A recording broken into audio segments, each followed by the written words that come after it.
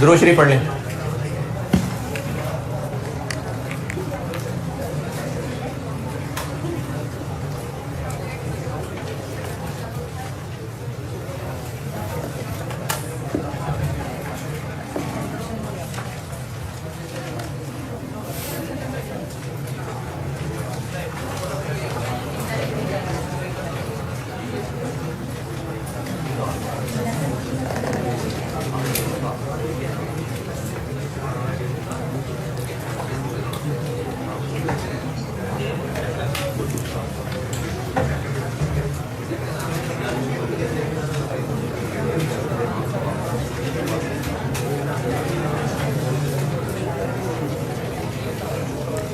Question number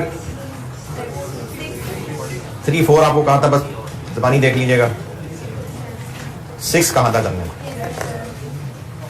फिर नहीं हुआ। चलें 6 की कैलकुलेशन बताता हूं। 6000 शेयर्स हैं जो कि 31 दिसंबर 16 की फिगर है। 31 दिसंबर 16, 31 दिसंबर 16 पे शेयर्स हैं 6000। लेकिन हमें तो साल के शुरू के पता होने चाहिए। चलें ऊपर चलते हैं। 30 नवंबर 16 राइट इशू हुआ था 145। 30 नवंबर को राइट इशू हुआ था। 145 कैसे कैलकुलेट किया होगा? जो इससे ऊपर थे उसको 1/5 किया होगा। ऊपर कितने थे पता नहीं, x थे, 1/5 x किया होगा तो 6000 बना है।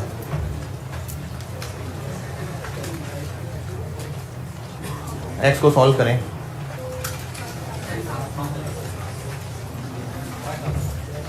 तो 5000 आ जाएगा। तो इसका मतलब है ये 1000 है।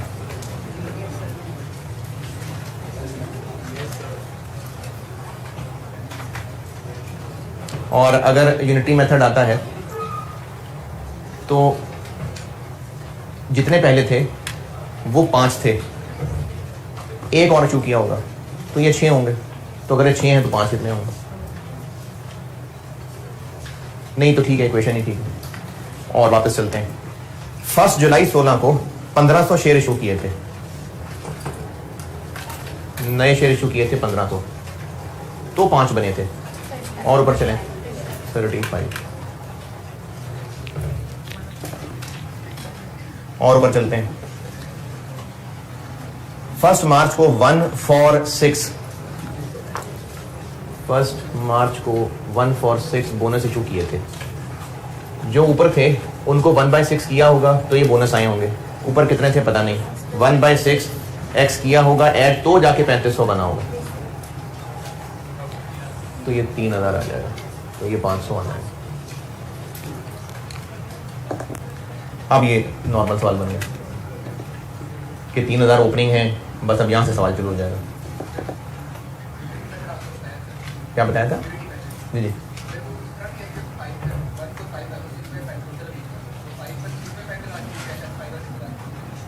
जी जी ऐसी,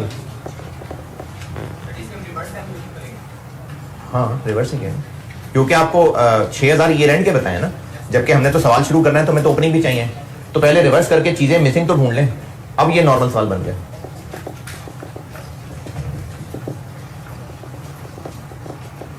क्वेश्चन 6 के शेयर्स, इसके बाद फिर वो टेबुलर वर्किंग होगी और डिनोमिनेटर निकलेगा। है? हाँ तो मैंने आपको सिर्फ शेयर निकालने को कहा था, मैंने सवाल को पूरा तो नहीं करने को कहा था, मैंने कहा था सिर्फ शेयर्स डिनोमिनेटर निकालने हैं आपको। एक आईएएस है IFRS 5 जो कैफ में नहीं है, सीफा 1 में। IFRS 5 ये कहता है, IFRS 5 ये सीफा 1 में है, ये कैफ में नहीं है। IFRS 5 ये कहता है कि अगर इस साल आपने टोटल प्रॉफिट 300 मिलियन कमाया है और इस साल में आपकी बहुत सारी फैक्ट्रीज में से कोई एक फैक्ट्री है जो बंद हो गई है, यानी इस साल बस बंद कर दिया उसको, इस साल था उसमें काम, लेकिन बस अब बंद कर दिया है।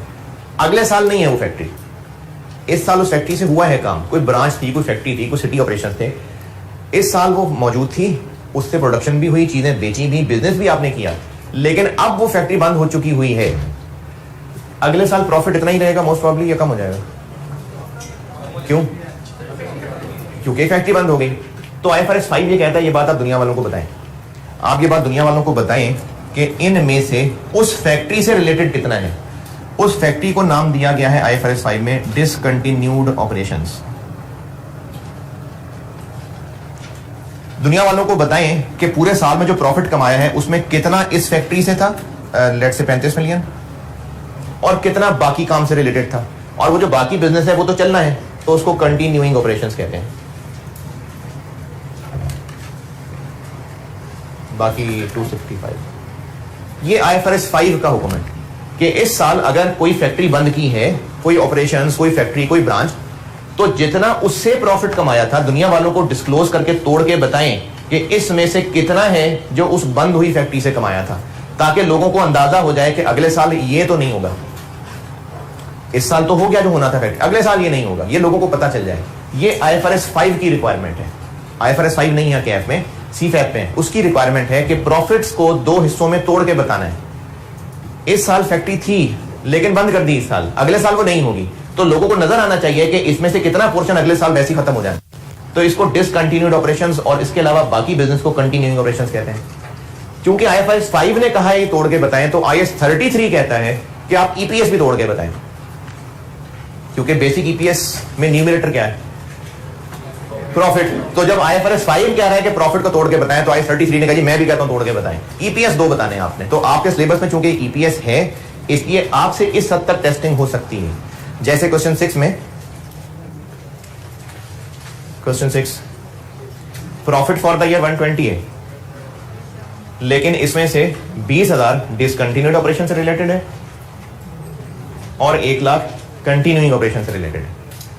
अगर इस तरह से ब्रेक करके प्रॉफिट बता दिया तो डिनोमिनेटर तो एक ही होगा, लेकिन आप बेसिक EPS 2 निकालेंगे। अगर क्वेश्चन में कंटिन्यूइंग ऑपरेशंस और डिसकंटिन्यूड ऑपरेशंस के वर्ड आपको मिल गए तो आप बेसिक EPS तोड़ के 2 में बताएंगे। जैसे क्वेश्चन 6 की बात कर रहा हूं मैं, तो बेसिक EPS 2016 की कंटिन्यूइंग के लिए अलग बताएंगे आप और डिसकंटिन्यूड के लिए अलग बताएंगे।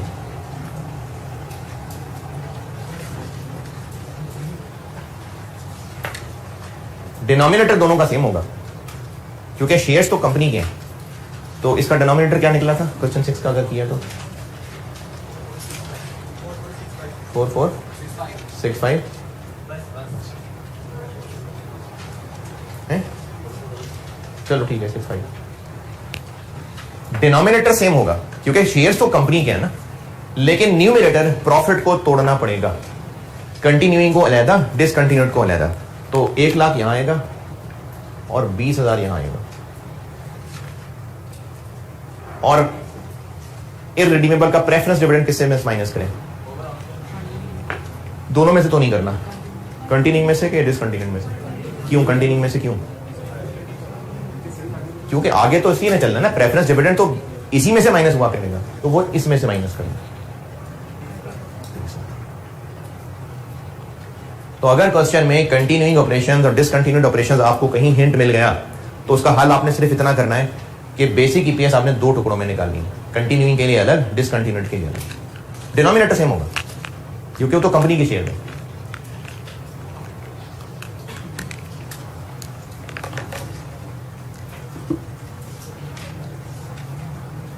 क्वेश्चन 7 पढ़ लें, करता हूं बोर्ड पे।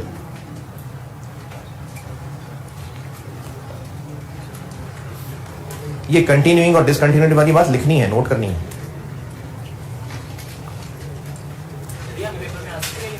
हाँ, IAS 33 में है ये बात ना। IFRS 5 नहीं है सिलेबस में, लेकिन ये डिसकंटिन्यूड और कंटिन्यूइंग वाली बात तो EPS में हो सकती है टेस्ट। तो अगर हो गई तो फिर आपने बेसिक EPS 2 टुकड़ों में तोड़नी। हाँ जी बिल्कुल, कि ये अब आगे नहीं होनी। अगर क्वेश्चन में आपको कंटिन्यूइंग ऑपरेशंस और डिसकंटिन्यूड ऑपरेशंस का जिक्र मिल गया तो आपने ये करना है कि ईपीएस 2 में तोड़नी है।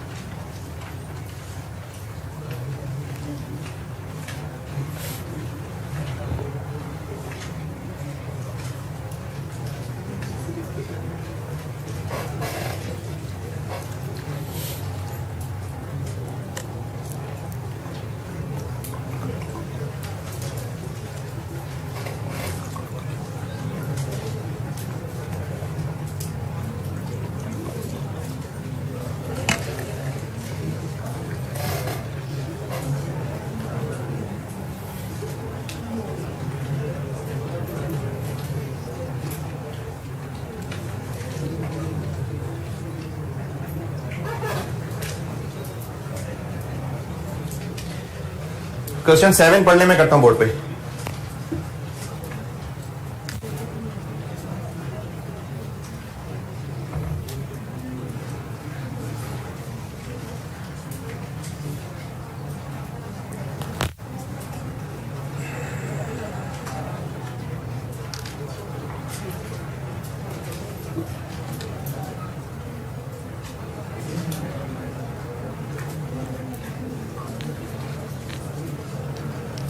क्वेश्चन 7 पढ़ लें।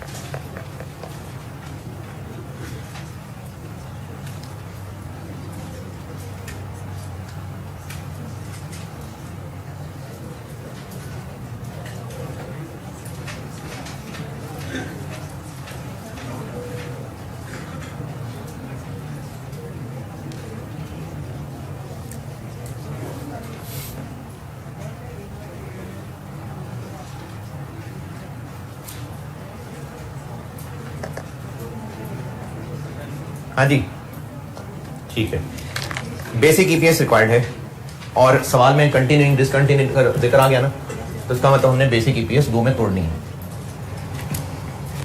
2015 की भी निकालनी है, कंपैरेटिव भी निकालनी है। क्यों? क्योंकि मना किया वैसे ही नहीं निकालनी, डेटा ही नहीं है, डेटा है ही नहीं, प्रॉफिट नहीं है 15 का। अगर होता तो ईपीएस भी बाय डिफॉल्ट कंपैरेटिव भी करनी है कैलकुलेट। ये बात मैंने आपको सोसी में बताई थी कि अगर डेटा है और मना नहीं किया तो सोसी बाय डिफॉल्ट कंपैरेटिव भी बननी है। सेम बात ईपीएस के लिए भी है कि अगर डेटा है और आपको मना नहीं किया कंपैरेटिव निकालने से तो कंपैरेटिव भी निकालना। तो इसमें तो डेटा ही नहीं है। नंबर ऑफ शेयर्स निकाल लेते हैं।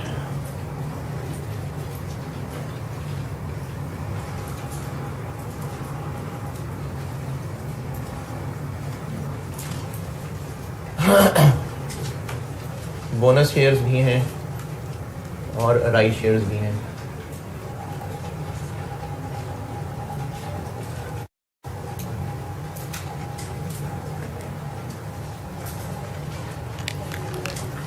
हाँ जी, ओपनिंग बैलेंस 1 जनवरी 16 कितने? 1 मिलियन।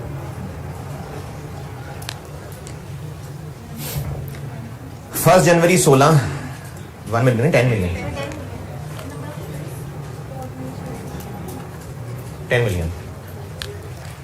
10 मिलियन ऑर्डिनरी शेयर लिखा तो है, 10 मिलियन शेयर्स। फर्स्ट जनवरी 16 10 मिलियन ऑर्डिनरी शेयर्स हैं।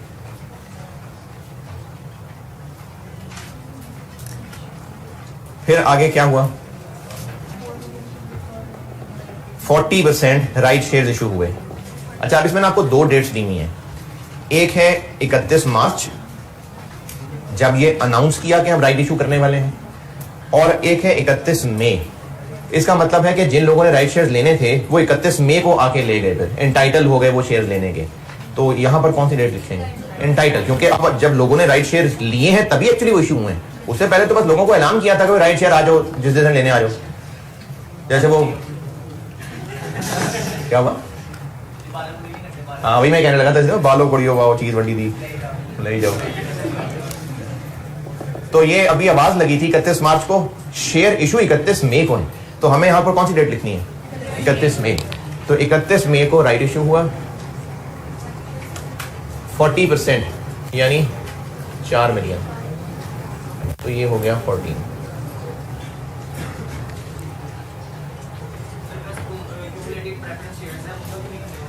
जी बताइए। प्रेफरेंस शेयर्स हमने ना ईपीएस के लिए डिनोमिनेटर में लेने होते हैं ऑर्डिनरी शेयर्स। मैंने आपको फार्मूला भी लिखवाया है, वेटेड एवरेज ऑर्डिनरी शेयर्स। नहीं ऑर्डिनरी नहीं लिखा, ऑर्डिनरी है ना, ordinary shares. EPS ordinary shares के लिए, तो ये सिर्फ ऑर्डिनरी शेयर्स लेने। अच्छा, ये जो प्रेफरेंस शेयर्स लिखे हुए हैं, ये तो नहीं बताया कि रिडीमेबल वाले हैं कि इररिडीमेबल वाले हैं। देखें, ये बताना क्यों जरूरी था, क्योंकि अगर रिडीमेबल हैं तो उनका तो प्रेफरेंस डिविडेंड ऑलरेडी एक्सपेंस बना हुआ है। इररिडीमेबल होते तो पैट माइनस डिविडेंड। तो ये तो नहीं कहा कि रिडीमेबल है कि इररिडीमेबल है, ना ना ना, नहीं, किसी असम्पशन की जरूरत नहीं, बिल्कुल क्लियर है ये बात। जी है? नहीं नहीं,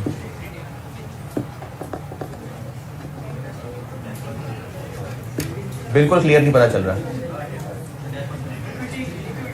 इक्विटी से पता चल रहा है। पॉइंट नंबर 2 शुरू ही कहां से हो रहा है? Share holders equity comprised of.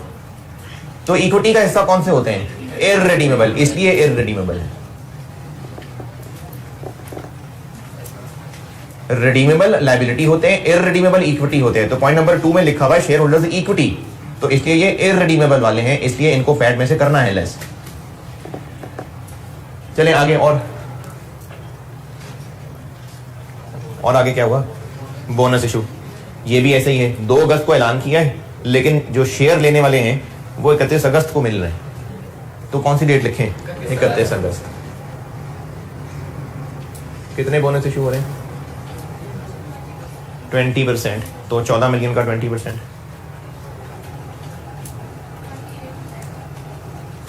ये बन गया 16,800।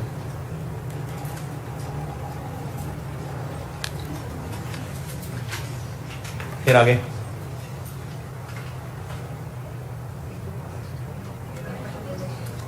हाँ जी, बस 16 का फुल स्टॉप, बस। वो तो 17 में निकल गई ना बात।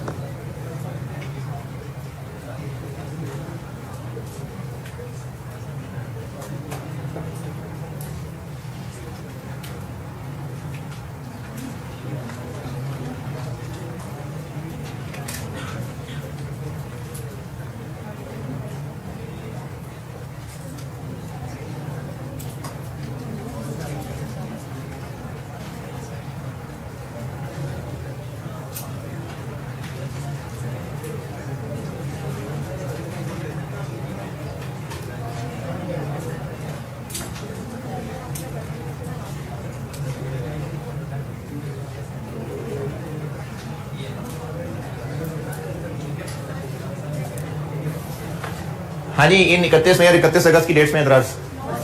और आखिरी वाले को क्यों छोड़ दिया? क्योंकि तो 17 में चला गया ना, तो 16 कर रहे हैं महीने। 5/12, 3/12, 4/12। बोनस फैक्टर, ये वाला बोनस 20% है, तो 1.2, इधर नहीं, इधर 1.2 और 1.2। राइट फैक्टर 32/12, ERP निकालनी पड़ेगी।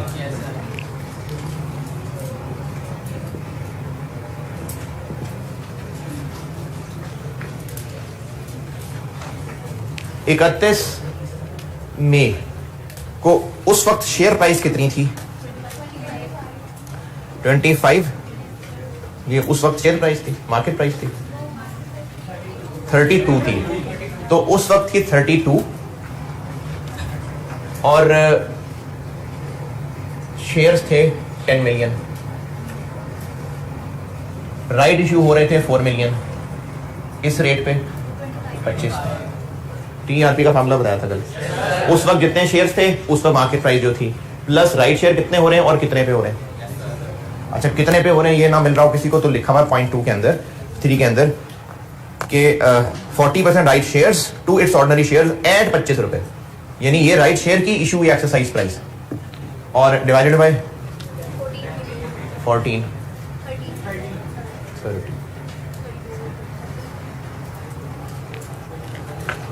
तो राइट फैक्टर बन गया 32 बाय 30। अभी कैलकुलेशन नहीं करनी, ठहर जाए, पहले यहां तक देखिए कोई एतराज परेशानी। EPS आसान है मुझे लग रहा है।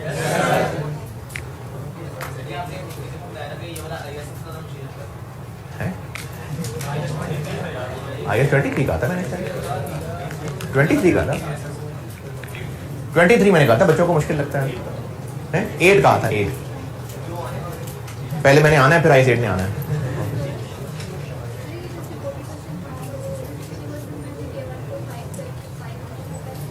वैसे बिल्कुल कर सकते हैं। 40% का मतलब है पहले 100 थे फिर 40,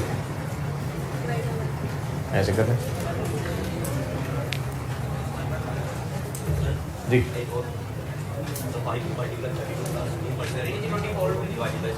5 क्या 2 for 5 हो जाएगा 40%। हाँ ठीक है जी, क्या कह रहे हो? 14 ना, नहीं 14, 10 पहले थे, 4 मिलियन और इशू किए तो 14 हो गए। यहां तक डन। अच्छा, अब ना एक पॉइंट है जो मैं इखलाकन एहतियातन बता रहा हूं, छोड़ना चाह नहीं रहा, वो सुन लें, समझ आता है तो ठीक है, नहीं तो ज्यादा टेंशन नहीं लेनी। ये सवाल, ये जो अभी हमने किया है, इस दौर में ये IS होता था FAR2 के सिलेबस में, और FAR2 के सिलेबस में एक और IS था, अब भी है, IS 10। IS 10 बताता है कि ईयर एंड के बाद कुछ वाकयात हो रहे हों। ईयर एंड क्या है सवाल में? 31 दिसंबर 16। IS 10 ये है जो आपके सिलेबस में नहीं बता रहा हूं, FAR2 में है। IS 10 ये कहता है कि ईयर एंड के बाद जो कुछ वाकयात हो रहे हैं उनमें से किन को हमने अभी ही एडजस्ट कर लेना है, किन को नहीं करना है, ये IS 10 के अंदर डिस्कशन है। IS 33 ने IS 10 से एक बात उठाई है कि अगर ईयर एंड के बाद ये बोनस इशू, राइट इशू वगैरह हो रहे हैं, उनके फैक्टर भी इधर ले आने हैं आपने। रिपीट कर रहा हूं, IS 10 के अंदर कवर्ड है ये बात कि ईयर एंड के बाद भी वाकयात हो रहे हैं, उनको भी एडजस्ट कर लेना। कुछ खासियतें होती हैं उनके अंदर, कुछ शर्तें देखनी पड़ती हैं, लेकिन उनको हमने एडजस्ट कर लेना होता है। ये IS 10 में FAR2 में पढ़ेंगे आप लोग। ये चूंकि सवाल है ही FAR2 का और उनके सिलेबस में IS 10 था, इसलिए मैं उम्मीद करता हूं कि ये पॉइंट डाल लिया वो उन्होंने।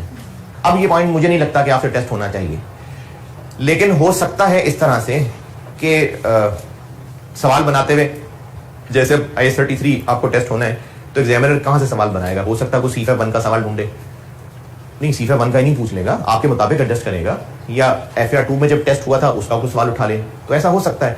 हो सकता है सवाल जब ले तो ये पॉइंट पिक हो जाए। वैसे तो नहीं होना चाहिए, ये नहीं होना चाहिए, लेकिन हो सकता है, तो एहतियातन बता रहा हूं कि अगर ईयर एंड के बाद की भी कोई बोनस इशू वगैरह आ रहा है ना, यहां तो ना लिखें उसको, यहां नहीं लिखा मैंने, लेकिन उसका फैक्टर जरूर लिख देंगे। अगर ईयर एंड के बाद भी कोई बोनस इशू वगैरह आ गया तो हम टेबल में तो नहीं लिखेंगे, लेकिन उसका फैक्टर इधर लिख देंगे। ये चीज आपको टेस्ट नहीं होनी चाहिए, नहीं होगी इंशाल्लाह, क्योंकि ये IS 10 है, वो FAR2 के सिलेबस का हिस्सा है? नहीं मैं नहीं पूछूंगा नहीं ईमेल नहीं करूंगा। तो इसलिए वो जो 10% बोनस इशू हो रहा है, 20%, 10%, तो उसका फैक्टर जरूर यहां आ जाएगा।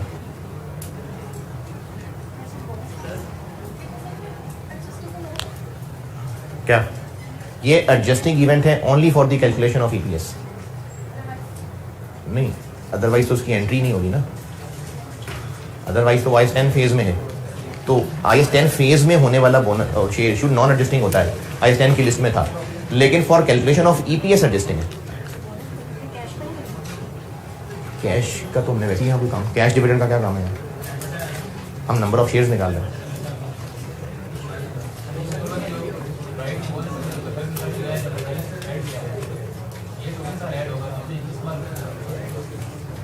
अच्छा, इसको आप में से जो लोग इसको इग्नोर करना चाहें कर दें, कोई बात नहीं, ये मुझे उम्मीद नहीं है कि FR 1 लेवल की चीज़ वो तो मैंने IAS 10 का पीछे पूरा बैकग्राउंड है कि क्या एडजस्टिंग है क्या नॉन एडजस्टिंग है, तो इसलिए इसका जवाब नहीं है मेरे पास आपको देने के लिए भी, वो IAS 10 का ही जवाब होगा।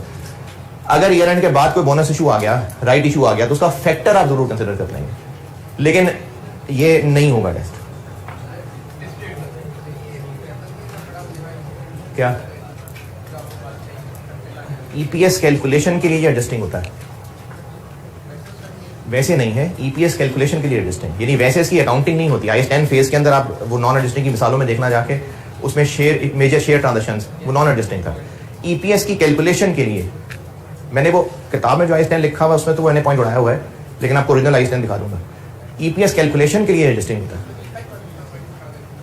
नहीं, मैं अभी क्लास के बाद आना दिखाता हूँ IAS 10 में, मैंने अपनी बुक में वो एग्जाम्पल नहीं लिखी हुई, IAS 10 में है। अभी FR 1 नहीं, एडजस्टिंग भी ना करें बात जी।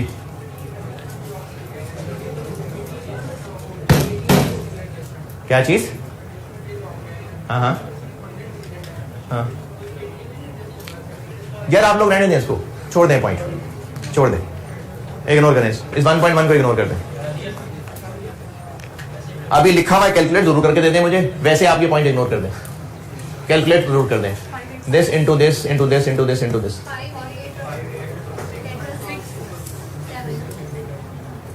This this into this into this into this, this into this into this, 6 1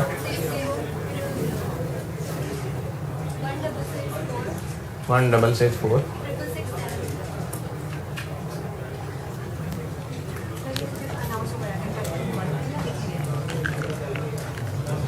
अनटाइटल की हो ही जाना है, वो तो उसकी चूंकि डेट यूज नहीं करवानी थी इसलिए एंटाइटलमेंट डेट नहीं बताई, वरना हो ही जानी थी वो। ये जिन लोगों को भी ये ग्रीन वाली बात समझ आई है ठीक है, रख लें, नहीं समझ आई इग्नोर कर लें, ये नहीं होगा टेस्ट। आप न्यूमरेटर निकल आया, लेकिन न्यूमरेटर के लिए हमें बेसिक ईपीएस 2 में तोड़नी पड़ेगी। कंटिन्यूइंग ऑपरेशंस अलग और डिसकंटिन्यूड अलग।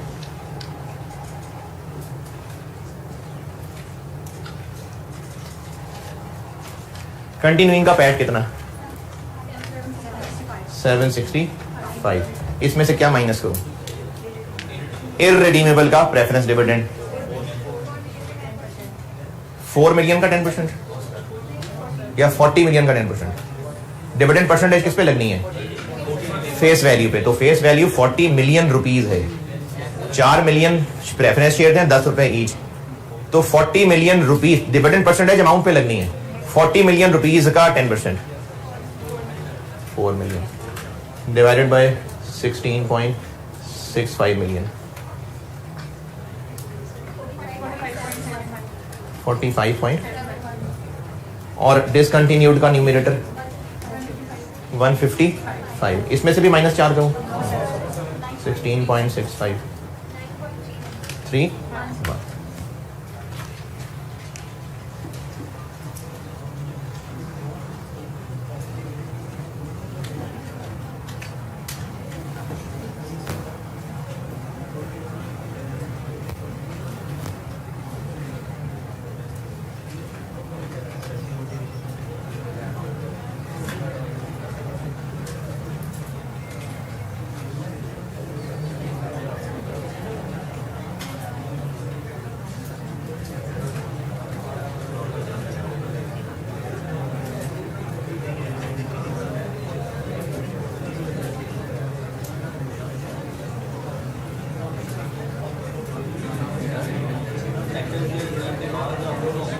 अभी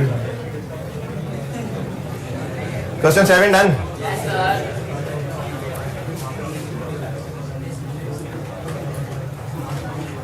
अच्छा अब एक काम करें, ये जो आपने कॉपी से नोट्स लिए हुए हैं इसमें बेसिक ईपीएस के लेक्चर नोट्स, क्लास नोट्स पे आए। बेसिक ईपीएस के क्लास नोट्स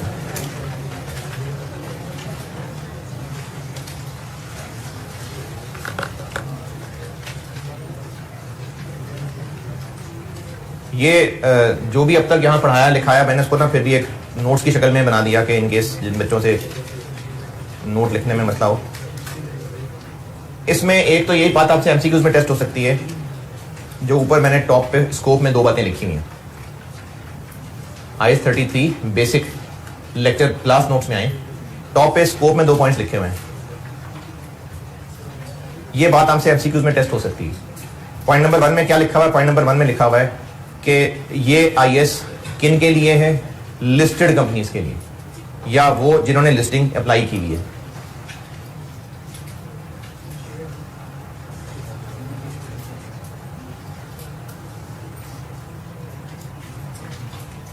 एक तो ये बात याद रखनी है। दूसरी बात है तो FAR 2 की चीज के कंसोलिडेटेड फाइनेंशियल स्टेटमेंट्स क्या होती हैं, लेकिन एमसीक्यूज की हद तक आपसे पूछा जा सकता है। तो दूसरा पॉइंट बस एमसीक्यू की हद तक याद कर लें कि अगर कोई कंपनी अपनी फाइनेंशियल स्टेटमेंट भी बनाती है, कंसोलिडेटेड भी बनाती है। कंसोलिडेटेड क्या होती है? ये FAR 2 की चीजें होती हैं कोई कंसोलिडेटेड, तो उनमें से IAS की तरफ से बस एक में ही वो प्रेजेंट करेगा ईपीएस।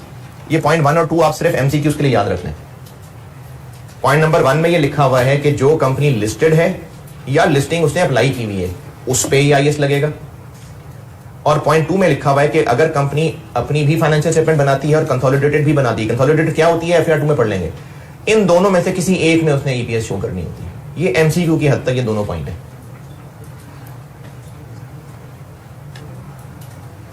फिर उसके नीचे मेजरमेंट में आ जाए। अच्छा मैंने ना ये बातें इसलिए बता रहा हूँ कि आईकेप की बुक में, वैसे तो आईकेप ने बुक से चैप्टर उठाए सीफेप से कॉपी कर दिया बगैर सोचे समझे, लेकिन उसमें पेरेंट्स के वर्ड आ रहे हैं, तो इसलिए मैं चाह रहा हूं कि वर्ड आपको मैं बता। एक कंपनी अगर अपनी फाइनेंशियल स्टेटमेंट भी बना रही है और वो कंसोलिडेटेड भी बना रही है तो उसको पेरेंट कहते हैं। ये पेरेंट कंसोलिडेटेड फाइनेंशियल स्टेटमेंट्स ये FAR 2 की चीज है, बस नाम आप याद रखते हैं, एमसीक्यू में हो सकते हैं। तो उस कंपनी को पेरेंट कहते हैं जो अपनी फाइनेंशियल स्टेटमेंट भी बना रही होती है और कंसोलिडेटेड भी बना रही होती है। तो इसलिए एमसीक्यू में कभी ये नाम आए तो आपको पता हो।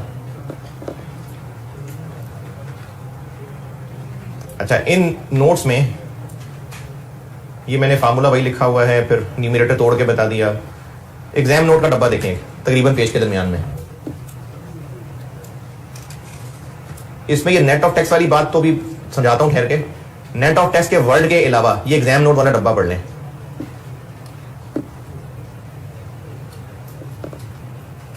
तकरीबन पेज के मिड में एग्जाम नोट का एक मैंने बॉक्स बनाया हुआ है, इसमें नेट ऑफ टैक्स का वर्ड अभी नहीं समझाया, उसके अलावा बाकी पूरा डब्बा पढ़ लें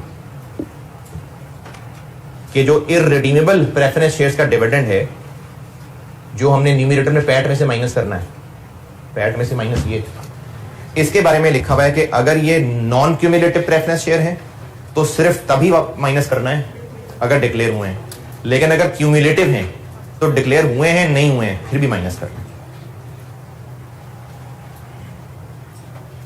जैसे अभी जो क्वेश्चन किया इसमें क्या लिखा हुआ था अंग्रेजी में, कौन से प्रेफरेंस शेयर थे? क्यूम्यूलेटिव, इसलिए माइनस करना ही करना था। अगर नॉन क्यूमुलेटिव लिखा होता तो फिर सवाल वाला बताता कि डिक्लेयर हुआ है कि नहीं हुआ। चूंकि क्यूमुलेटिव का वर्ड लिखा था इसलिए बताने की जरूरत ही नहीं पड़ी है। रीजन ये है कि नॉन क्यूमुलेटिव डिविडेंड तो मैनेजमेंट की मर्जी है देना दें, डिक्लेयर करेंगे तो देंगे, क्यूमुलेटिव तो देना ही देना होता है, इसलिए वो तो माइनस होना ही, वो तो पैसे साइड पे होने ही होने। क्या नहीं इररिडीमेबल। एग्जाम नोट का डब्बा कि अगर आपको प्रेफरेंस शेयर सवाल में नॉन क्यूमुलेटिव दिए हुए तो डिविडेंड डिक्लेयर होना बताया होगा तो यहां से माइनस करना, नहीं बताया तो नहीं माइनस करना, लेकिन अगर क्यूमुलेटिव का हुआ है तो फिर माइनस करना ही करना। ये लिखा हुआ है एग्जाम नोट में। दूसरे पेज के ऊपर ये बॉक्स बना के वही है जो मैं आपको कल एडजस्टमेंट सारी बता चुका हूं, बोनस की, राइट की, स्प्लिट की, कंसोलिडेशन की, ये कल मैं सब बता चुका हूं। रेट्रोस्पेक्टिव एडजस्टमेंट एक हेडिंग दी हुई है दूसरे पेज पे। ये IAS 10 वाली बात मैंने बताने की कोशिश की थी, लेकिन अगर आपको ये नया समझ आए तो छोड़ दें बेशक। ये हरी वाली बात मैंने वहां बताई है दूसरे पेज पे, second last heading, retrospective adjustment. ये मैंने ये हरी वाली बात वहां लिखी है, लेकिन जिनको इग्नोर करनी है कर देनी होगी टेस्ट है, हो सकती है वैसे, लेकिन वही बात है कि IAS 10 है तो नहीं होनी चाहिए। पार्टली पेड शेयर्स ये पाकिस्तान में नहीं होते, लेकिन चूंकि एग्जिस्ट करते हैं, IAS 33 में इनका जिक्र है, तो ये भी टेस्ट हो सकता है। ये समझ लें क्या है। पार्टली पेड शेयर्स होते हैं, पेड और कैपिटल क्या होता है? जो शेयर्स के अगेंस्ट पैसे आ गए, पार्टली पेड। अगर इस सवाल में पाकिस्तान में नहीं होता, इसलिए सवाल में नहीं होना चाहिए, लेकिन IAS का सवाल है तो हो सकता है वो। ये जो 4 मिलियन शेयर्स हैं, अगर इनके बारे में कहा होता कि अभी इनके 50% पैसे आए हैं बस, तो हम यहां लिखते ही 2 मिलियन। ये है इसके अंदर लिखी हुई बात कि अगर पार्टली पेड शेयर्स होंगे तो जितनी पेमेंट हुई है उस हिसाब से शेयर लिखने बस। पाकिस्तान में चूंकि होते नहीं है, इसलिए ICAP के क्वेश्चन में भी नहीं होने चाहिए। बेसिक EPS खत्म। बेसिक EPS यही है, सवाल भी काफी कतली बहुत है, और बेसिक EPS डन। ये जो बेसिक EPS के मैंने क्वेश्चंस बनाए हुए हैं जो आपके पास हैं, इसमें क्वेश्चन 5 वो लोग कर लेना बस जिन्होंने FAR 2 पढ़ा हुआ है, नॉलेज के लिए बस, एवं। बाकी क्वेश्चन 5 छोड़ देना, और बाकी ये बस हो गया डन। बेसिक EPS बस।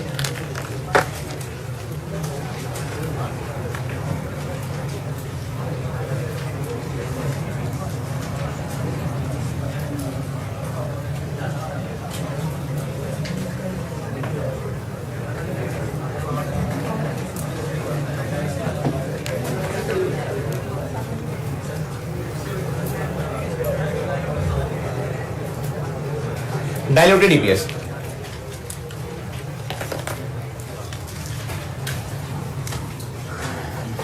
डाइल्यूटेड EPS के सवाल में बेसिक EPS तो कैलकुलेट करवाई ही होगी।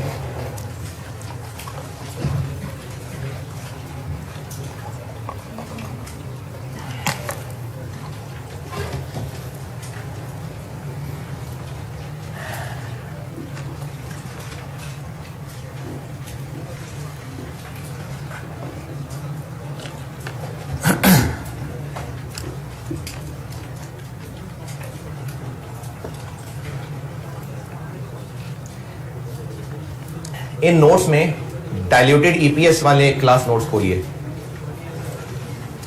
डाइल्यूटेड EPS वाले क्लास नोट्स।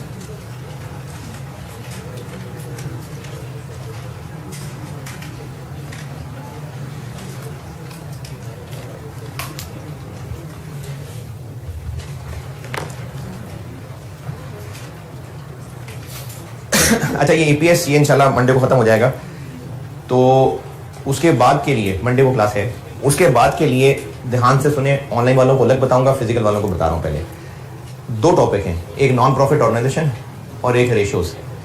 इनके नोट्स वो मैंने कॉपियर को दे दिए हैं, वो आप लेते जाएं चाहिए तो, और अभी आपके ग्रुप में भी भेज देता हूँ। इनके लेक्चर्स एक प्ले लिस्ट की शक्ल में बन के यूट्यूब पे, उसकी हेडिंग में डलवा दूंगा हज हॉलीडेज लेक्चर्स, ताकि वो लिस्ट उसके अंदर ही हो। वो आप लोगों को मैं, कोशिश तो मेरी आज की है, देखता हूँ इन्होंने पूरा काम किया कि नहीं किया। वो लिंक आपको मैं मैसेज भी करवा दूंगा, ताकि आपको पता हो कि वो हज हॉलीडे लेक्चर्स वो पूरी प्ले लिस्ट है। 2 चैप्टर है, नॉन प्रॉफिट ऑर्गेनाइजेशन और रेशियोज। और नॉन प्रॉफिट ऑर्गेनाइजेशन पे मैंने वापस आके एक लेक्चर तो लगाना है, क्योंकि उसमें एक स्टैंडर्ड लास्ट टाइम शामिल हुआ था। लास्ट टाइम पहली दफा शामिल हुआ था, उसके लिए कोई प्रैक्टिस मटेरियल खास नहीं था। ICAP की बुक में एक फॉर्मेट था, बस मैंने वो फॉर्मेट ज़बानी डिस्कस किया था। इस दफा एक सवाल आया, चलो एक प्रैक्टिस मटेरियल और आ गया, तो वो सवाल वापस आके मैं करूंगा। यानी नॉन प्रॉफिट पे एक क्लास तो मैंने लाजमी वापस आके करनी ही है। उसके अलावा जो मैंने आपको ऑफर की थी, वो मैं पहले तो आपको यही रिकमेंड करूंगा कि आप बेस्ट एफर्ट करके यूट्यूब वाले लेक्चर से ही सीखें। ये ऑफर बेशक है कि अगर आपको लगे कि नहीं वो चैप्टर पढ़ाना है, मैं पढ़ा दूंगा, मैंने पढ़ा दूंगा, लेकिन आपका नुकसान उसमें ये है कि आप अभी वाला टाइम कौन सा अच्छा यूटिलाइज कर लेंगे, फिर आगे मजीद आप 12 दिन आगे बढ़ाएंगे, तो इसलिए पहली एफर्ट बेटा आपकी यही हो कि आपने वो लेक्चर सीखने की नीयत से करने, सीख लेंगे, इतना कोई बड़ा मुश्किल काम नहीं है उसमें। फिर भी अगर कोई 10-15 बच्चों ने ये फाइनल किया, एक नहीं कोई 10-15 कम से कम लोग हों जिन्होंने ये डिसाइड किया कि दोबारा पढ़ना है, हम पढ़ने को तैयार हैं 25, 15, 16 अगस्त तक मैं पढ़ा दूंगा। ये टॉपिक्स आप यूट्यूब से देख रहे होंगे, बाकी आके मैंने वापस जब ज्वाइन करना है तो जो 4 चैप्टर रहते हैं वो वापस आके होंगे, 3 रहते हैं, 3 है शायद, हाँ IS8 है, एरर्स और कैश फ्लो। तो ये हो गया फिजिकल वालों के लिए। ऑनलाइन वालों के लिए ये यूट्यूब वाली बात ऑनलाइन आप लोगों के लिए नहीं होती है, आपके मैं सारा कुछ पोर्टल पे रखूंगा, और मैंने किया इनफैक्ट ये है कि उस पर मैंने साथ लिख दिया है कि ये non profit organisation last session के लेक्चर, रेशोज लास्ट सेशन के लेक्चर, तो आपके पोर्टल के ऊपर ही अवेलेबल है। और ऑनलाइन वालों के लिए ये मैं कल परसों ही सारे अवेलेबल कर जाऊंगा। अब वो आपकी मर्जी है कि आपने उनको अगले 20 दिनों में कब सुनना है, वो आपकी मर्जी है। आप लोगों के लिए मुमकिन है आज कल में ही वो लिंक आपको फॉरवर्ड करवा जाऊं, वो आपकी मर्जी है कि आपने सारे इस वीक में सुनने हैं, ईद की छुट्टियां गुजारने के बाद सुनने हैं, वो आपकी मर्जी है। लेकिन मेरी नसीहत ये है कि आप अभी ही फ्लो में चलते हुए कर लीजिएगा। अगर आपने ये कहा ना बाद में कर लेंगे, फिर आपसे वो बाद में नहीं होने। लेक्चर्स टोटल 9 हैं उसके नॉन प्रॉफिट के, और 5 या 6 हैं उसके, 14 है टोटल, ठीक है जी। और उनके जो मैंने ये जो कॉपियर के नोट्स रखवाता हूँ वो मैं आपको भी ग्रुप में भी भेज देता हूँ, लेकिन कॉपियर को मैंने भेज दिए हुए हैं। डायल्यूटेड EPS क्लास नोट्स पे आ जाए।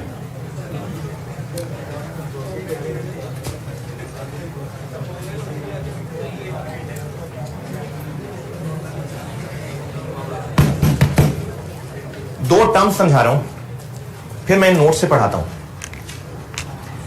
ये 2 टर्म्स समझ लें। एक होती हैं शेयर ऑप्शंस, शेयर वारंट्स भी कह सकते हैं हमको। ये शेयर ऑप्शन समझ लें क्या चीज है। शेयर ऑप्शन ये है कि कंपनी ने किसी इंडिविजुअल को एक कागज लिख के दिया, उस कागज पे लिखा हुआ है कि होल्डर के पास राइट है to purchase share from company at a discounted price. Right share से थोड़ी डिफरेंट चीज होती है, ये मिलती जुलती चीज है, लेकिन राइट शेयर से डिफरेंट चीज है। राइट शेयर में तो लाजमी नए शेयर इशू हो रहे होते हैं। शेयर ऑप्शंस के अंदर वो कंपनी को कह सकता है मुझे शेयर चाहिए, कंपनी हो सकता है उसको मार्केट से खरीद के दे दे, जरूरी नहीं कि नए शेयर इशू करे, मार्केट से भी खरीद के दे सकती है, नए भी इशू कर सकती है। तो थोड़ी बहुत मिलती जुलती चीज जरूर है राइट इशू से। शेयर ऑप्शन एक कागज है, जिस तरह मुख्तलिफ शॉप्स के डिस्काउंट वाउचर्स होते हैं। वो क्या होता है जी? मतलब एक डिस्काउंट 500 रुपए का डिस्काउंट वाउचर है। हाँ, तो अगर हम वहां से 2000 रुपए की चीज खरीदेंगे तो 500 रुपए का डिस्काउंट वाउचर दें तो 500 रुपए डिस्काउंट मिल जाएगा। तो शेयर ऑप्शन भी कुछ इसी तरह की डिस्काउंट वाउचर चीज समझ लें। कंपनी ने किसी को भी, कोई भी रीजन हो सकती है, कोई प्लांट खरीदा, उनको कहा कि इतने पैसे ले लें, इतनी ऑप्शन ले लें, बिल्डिंग खरीदी, इतने कैश ले लें, इतनी शेयर ऑप्शन ले लें। उस कागज जिसके पास है उसको होल्डर कहते हैं कि वो ऑप्शन होल्डर है। उसको क्या फायदा? उसको शेयर सस्ता खरीदने की ऑफर मिल रही है। वो ये ऑफर एक्सरसाइज करेगा नहीं करेगा उसकी अकलमंदी है। कब करेगा एक्सरसाइज? एक्सरसाइज करने का मतलब है कागज ले जाएगा कंपनी के पास, पैसे देगा और शेयर ले लेगा। तो वो कब करेगा ये एक्सरसाइज, किन हालात में करेगा? जब मार्केट प्राइस ज्यादा हो तो उसको फायदा नजर आएगा तो करेगा ना। यानी इसमें मिसाल के तौर पे कंपनी ने जिसको भी ये ऑप्शन दी उसको कहा कि तुम 40 रुपए देना, हम तुम्हें शेयर इशू कर देंगे। मार्केट में शेयर ही 32 रुपए का ट्रेड हो रहा है, तो वो जाएगा कंपनी के पास? नहीं। मार्केट में शेयर 60 रुपए का है, फिर जाएगा, और कंपनी इनकार नहीं कर सकती क्योंकि कंपनी के लिए बाइंडिंग है। होल्डर की मर्जी, चाहे तो वो कंपनी के पास जाए चाहे ना जाए, ऑप्शन है उसके पास। अगर चला गया तो कंपनी बाउंड है कि 40 रुपए लेके उसको शेयर इशू करे। तो ये तभी जाएगा कंपनी के पास जब मार्केट में रेट ज्यादा चल रहा होगा, तो कंपनी के पास जाके 40 देके शेयर ले लेगा। इनको शेयर ऑप्शंस कहते हैं। क्या? नहीं, पार वैल्यू नहीं है। हाँ, ये उन्होंने कागज पे लिख के दे दिया कि आपको 40 रुपए के ऊपर हमने ऑप्शन दे दिया, discounted as compare to market value, यानी 10 रुपए से कम नहीं। कोई यकीनन अट्रैक्टिव ऑफर होगी तो लोग इंटरेस्टेड होंगे इसमें। तो शेयर ऑप्शन एक एग्रीड प्राइस के ऊपर शेयर खरीदने की ऑफर दे दी कंपनी ने। अब जिसके पास ये ऑप्शन मौजूद है वो इस ऑप्शन का होल्डर कहलाता है। उसके पास राइट है, वो जब भी चाहे कंपनी के पास जाए 40 रुपए दे और शेयर ले ले। कंपनी को क्या फायदा है? ये ना IFRS 2 एक टॉपिक है CFA 1 का, उसकी 1-2 मिसालें दे देता हूँ। कंपनी अपने एम्प्लॉइज को कहती है कि आप साल 2 साल अच्छी मेहनत कर लें, उसका इनाम हम आपको शेयर ऑप्शन दे देंगे। तो शेयर ऑप्शन देने से अभी फौरन पैसे नहीं जा रहे होते, तो कंपनी का फायदा हो जाता है कि बंदा भी खुश, पैसे भी कोई नहीं गए, और फिर दुआ करते हैं लग रहे कल को ना आए वो, तो कंपनी के पैसे बच जाते हैं। इसी तरह बिल्डिंग खरीदी, वो ज़्यादा पैसे मांग रहा था, उसको कहा पैसे थोड़े हैं, ऐसा करो इतने पैसे ले लो, इतनी ऑप्शन ले लो। तो ये कंसिडरेशन होती है, कंपनी को फायदे होते हैं इसमें।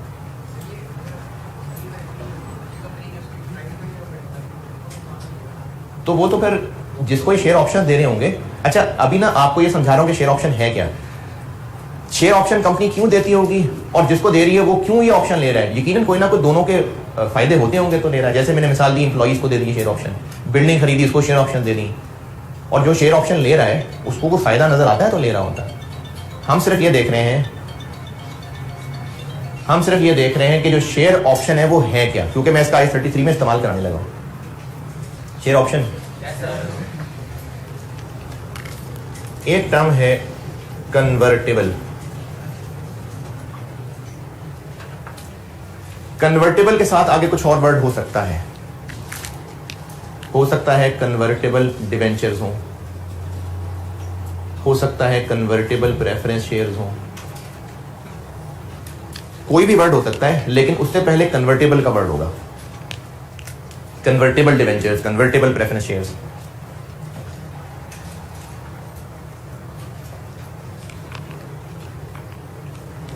ये मैं एग्जांपल से बता देता हूं।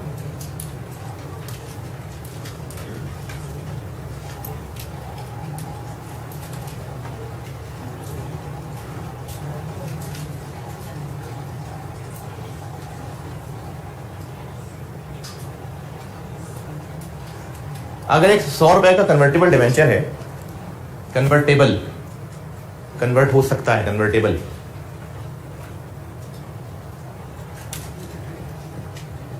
investor has a right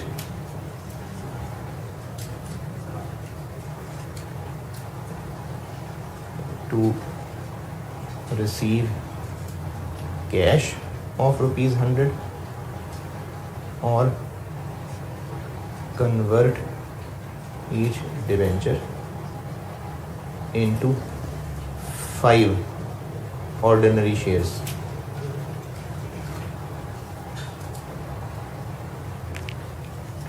ये कन्वर्टेबल डिवेंचर का कॉन्सेप्ट है कि अगर एक 100 रुपए का कन्वर्टेबल डिवेंचर है तो इन्वेस्टर के पास हक है कि वो चाहे तो कल कैश वापस ले ले, और चाहे तो कैश लेने की बजाय डिवेंचर्स देके कैश वापस ले ले, चाहे डिवेंचर्स देके 5 शेयर्स ले ले। क्या जी? नहीं, 5 कंपनी के 5 शेयर्स। अब अगर वो 5 शेयर्स मार्केट में 140 रुपए के वर्थ के हैं तो वो यकीनन इस ऑप्शन पे जाएगा। अगर ये 5 शेयर्स टोटल मार्केट में 75 रुपए के वर्थ के हैं तो वो यकीनन इस पे जाएगा। तो कन्वर्टेबल में इन्वेस्टर के पास ऑप्शन होती है कि कल जब पैसे वापसी का टाइम आएगा तो चाहे तो वो पैसे ले जाए, चाहे वो इतने शेयर्स में कन्वर्ट कर ले। अच्छा ये 5 हमेशा 5 होंगे? नहीं, कंपनी ने ऑफर की होगी, ये तय होगा भारत।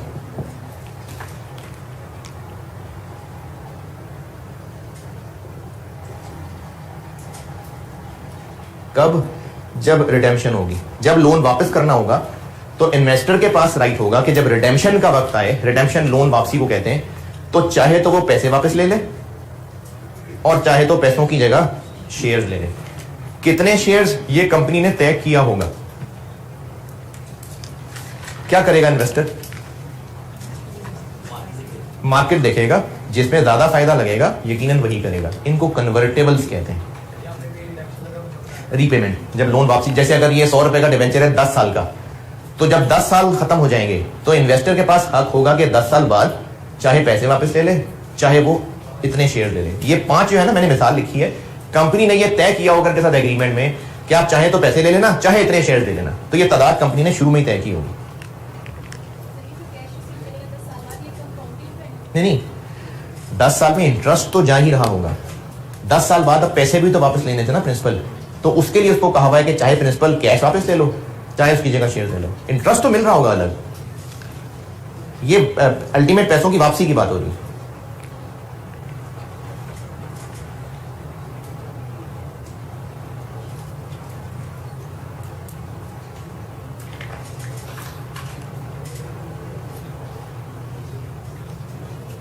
नोटेड। ईपीएस में इसका क्या काम है?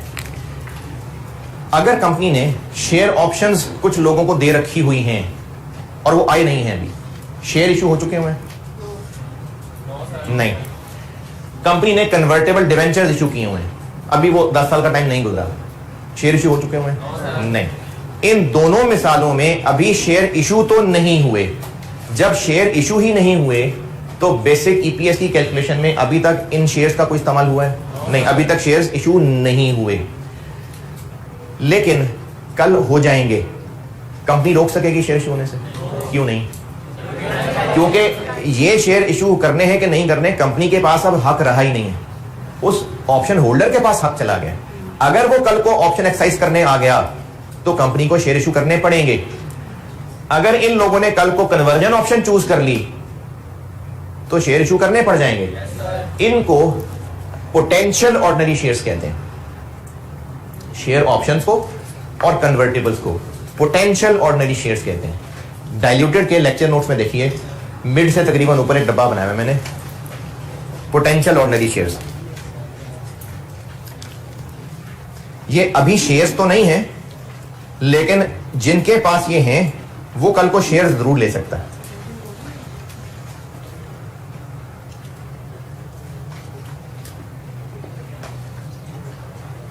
इनको पोटेंशियल ऑर्डिनरी शेयर्स कहते हैं।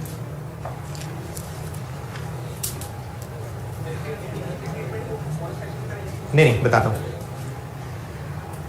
पोटेंशियल ऑर्डिनरी शेयर्स का कॉन्सेप्ट आया समझ? पोटेंशियल ऑर्डिनरी शेयर्स ये दो ही मिसालें हैं।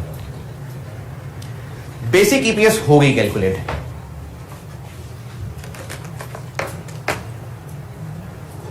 डाइल्यूटेड ईपीएस का कॉन्सेप्ट ये है कि हम दुनिया वालों को बताना चाह रहे हैं कि बेसिक ईपीएस तो वो है जो हमने कैलकुलेट कर दी है।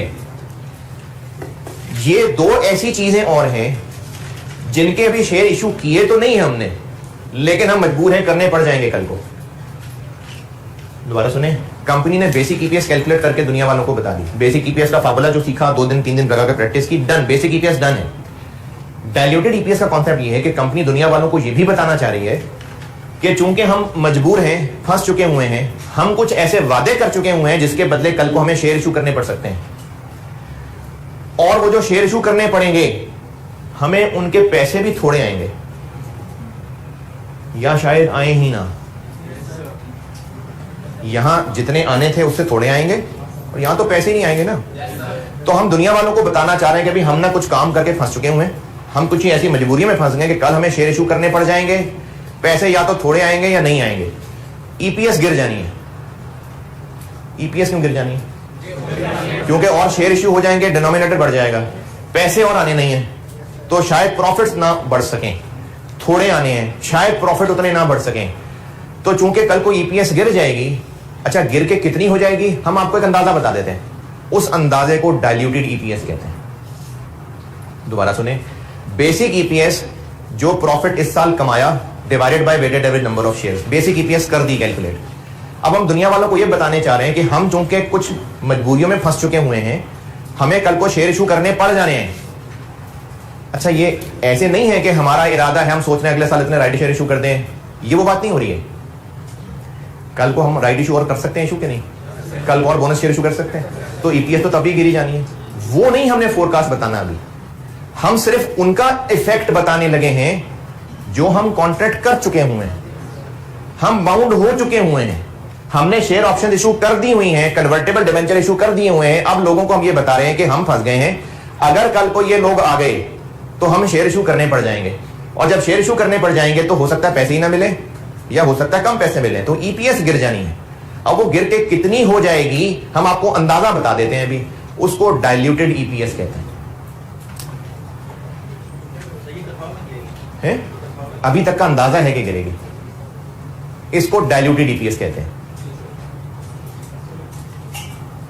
इसका फार्मूला क्या है, इसी पेज पे आगे देखिए।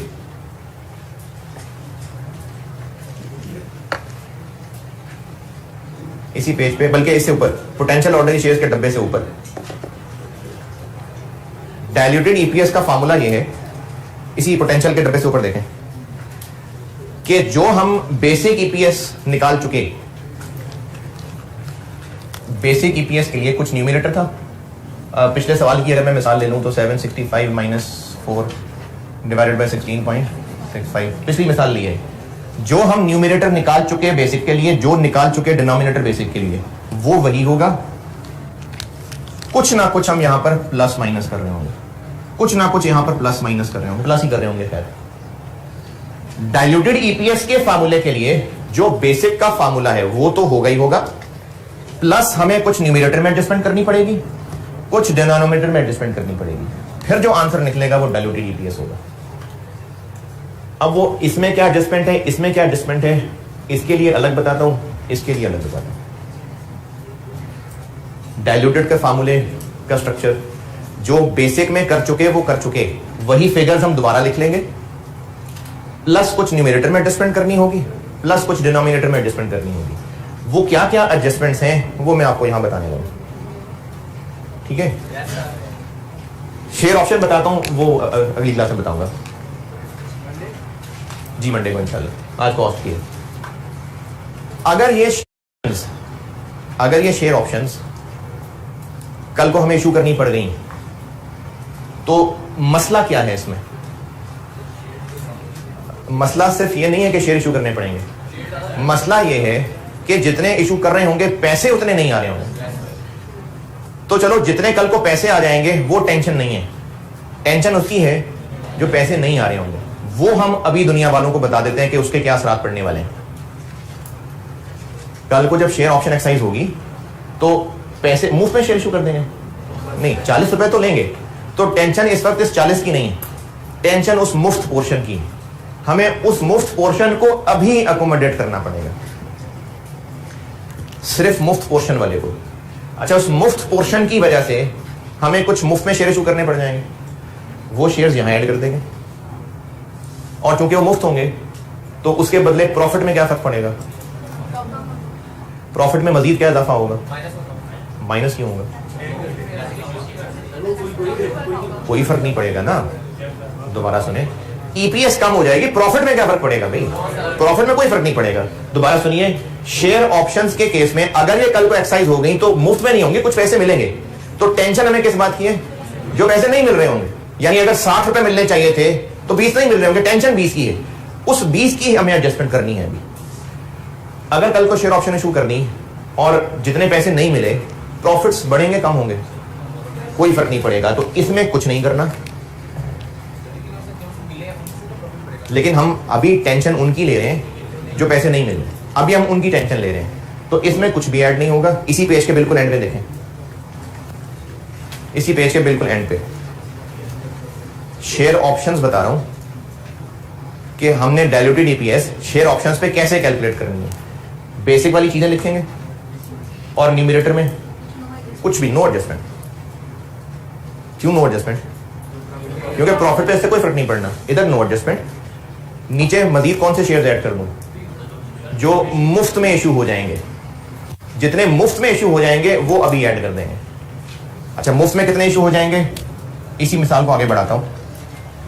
अगर हमने ऑफर की है कि 4000 शेयर तुम लेना चाहो तो ले लेना 40 रुपए के, जबकि मार्केट में उस वक्त इस वक्त प्राइस 50 रुपए। हमने अगर किसी को ऑफर कर दी कि 4000 शेयर 40 रुपए के ले लेना, जबकि मार्केट में प्राइस 50 रुपए, तो हम इन 4000 शेयर से कितना पैसा रेज कर रहे हैं?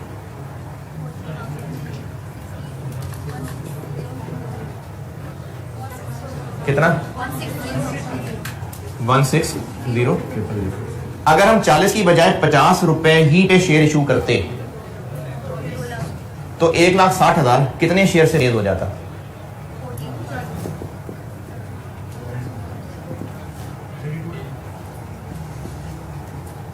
दोबारा सुने, हम 4000 शेयर ऑफर कर रहे हैं, 40 रुपए का ले लेना, कितने पैसे मिलेंगे? इतने। अगर पूरे 50 रुपए पे ऑफर करते तो कितने शेयर इशू करने पड़ते इसके लिए? 3200। तो 4000 शेयर्स 40 रुपए पे ऑफर करना ऐसे ही है जैसे 3200 शेयर्स तो ठीक ठीक ऑफर करना, 800 शेयर्स मुफ्त में इशू करना। वो 800 यहां ऐड हो जाएंगे। ये फार्मूला बना के लिखा हुआ मैंने, देख लें formula. Shares to be issued बिल्कुल आखिर में 4000, shares to be issued 4000 minus cash proceeds from option exercise 1,60,000 divided by market price 50। 4000 minus ये 800, वो 800 इधर ऐड हो जाए। जी जी, अरे 10 से ऊपर हो गया कहीं?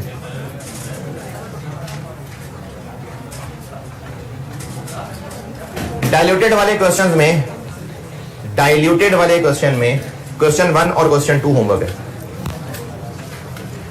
डाइल्यूटेड वाले क्वेश्चन में क्वेश्चन 1 और क्वेश्चन 2 ये होमवर्क है। चलें ठीक है, अल्लाह हाफिज़।